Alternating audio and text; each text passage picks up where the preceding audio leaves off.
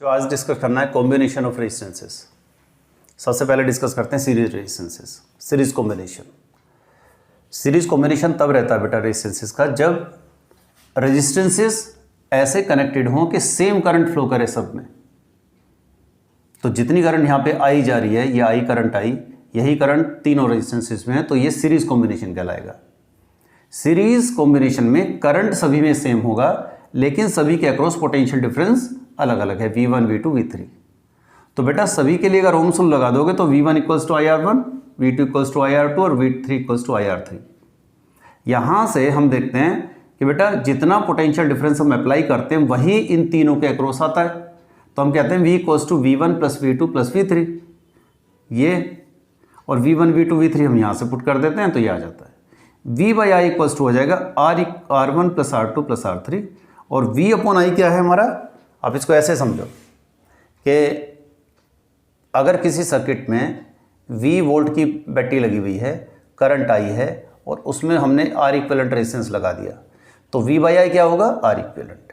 मतलब एक रेजिस्टेंस लगा हो उसको हम R इक्विवेलेंट बोलते हैं। इन तीनों रेजिस्टेंसेस को हटा के एक सिंगल रेजिस्टेंस लगाता हो तो उसको हम R इक्विवेलेंट कहेंगे। तो जब भी इस तरह का डायग्राम आ जाए, सीरीज में कॉम्बिनेशन हो, तो बेटा इन तीनों रेजिस्टेंसेस को हटा के हम इस तरह का एक रेजिस्टेंस प्लेस कर सकते हैं। पैरेलल कॉम्बिनेशन में आइए। पैरेलल में बेटा बैटरी से जितनी करंट फ्लो करती है वही करंट डिफरेंट पार्ट्स में डिवाइड हो जाती है। तो हम ये कह सकते हैं जितनी करंट फ्लो करती है वही इक्वल्स टू इन सब की करंट्स का सम होगा। अब इन सब की करंट कितनी होगी, हम देखते हैं। पैरेलल कॉम्बिनेशन में बेटा करंट डिफरेंट होती है, लेकिन हर एक के अक्रॉस पोटेंशियल डिफरेंस सेम रहता है।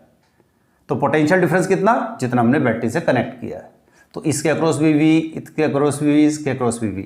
तो हम सभी की करंट्स फाइंड आउट कर लेंगे ओम्स लॉ लगा के। I1 equals to V by R1, V by R2, V by R3, इस तरह से।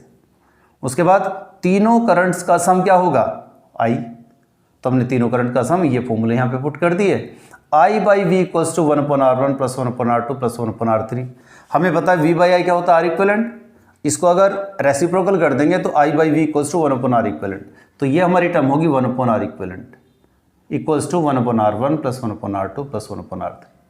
तो बेटा पैरेलल कॉम्बिनेशन में रेसिप्रोकल में रेजिस्टेंसेस ऐड होते हैं और सीरीज में डायरेक्टली।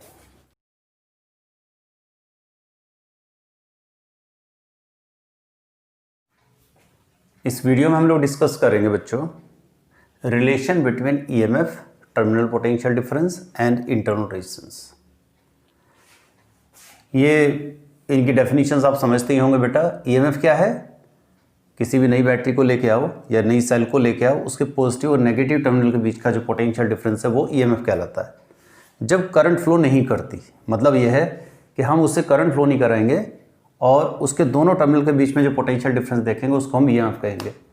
लेकिन जब उसको किसी एक्सटर्नल सर्किट के साथ में कनेक्ट कर देते हैं तो फिर उसका जो टर्मिनल पोटेंशियल वो EMF है वो कम हो जाता है, उसको बोलते हैं हम potential difference, terminal potential difference. तो नॉर्मली EMF से कम ही रहता है हमेशा टर्मिनल पोटेंशियल डिफरेंस।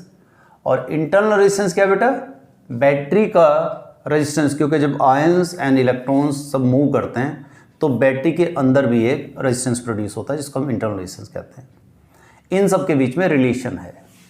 जैसे हमने सेल लगाई, सेल का EMF है E, इंटरनल रेजिस्टेंस है R। इसको अगर एक्सटर्नल रेजिस्टेंस R के साथ कनेक्ट कर दे, कैपिटल R के साथ, तो बेटा इसके अक्रॉस जो पोटेंशियल डिफरेंस होगा V इज इक्वल्स टू क्या होगा, I इंटू R।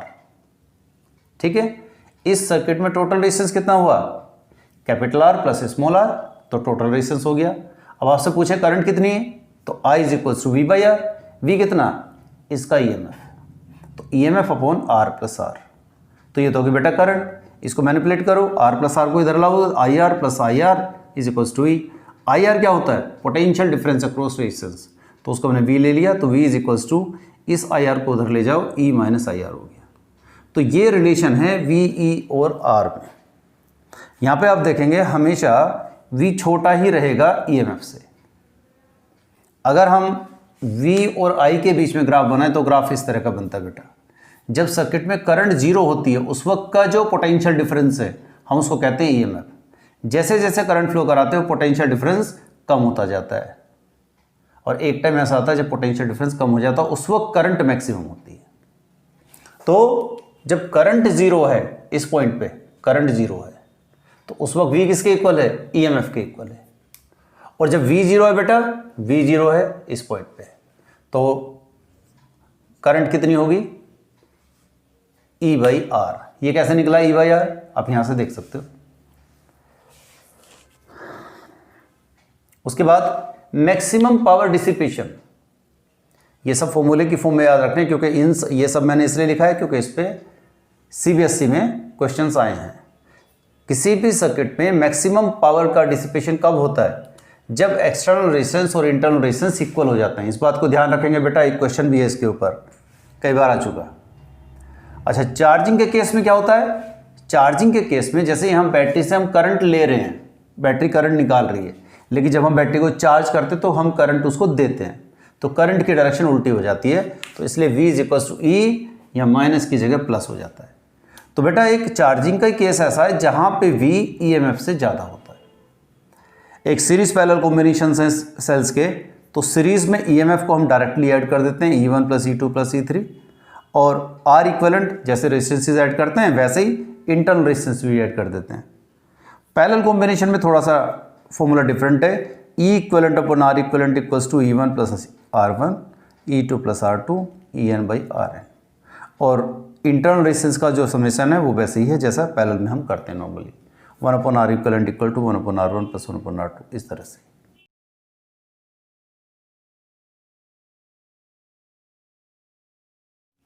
अभी हम डिस्कस करेंगे बेटा व्हीटस्टोन ब्रिज की बैलेंस कंडीशन फाइंड आउट करना।